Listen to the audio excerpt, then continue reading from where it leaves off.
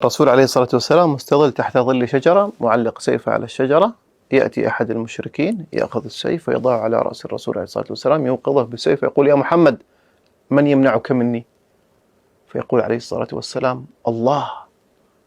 فيرتعد الكافر ويسقط السيف من يده. يأخذ الرسول عليه الصلاة والسلام السيف ويضعه على رأسه: من يمنعك مني؟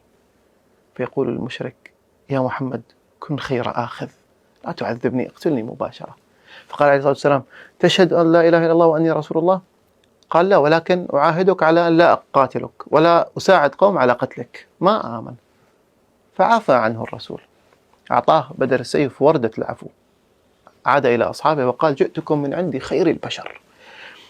تفرضا بأن الرجل قال لمحمد عليه الصلاة والسلام: الله أيضا بنفس الجواب، لا أظن سيحدث شيء، لأنه ليس مؤمنا يقينا بالله، هذه الكلمة التي تنتشلك من وسط الكربات إن آمنت بها.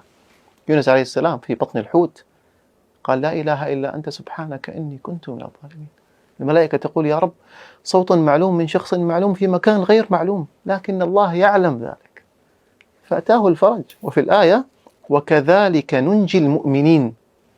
المؤمنين حقا بالله.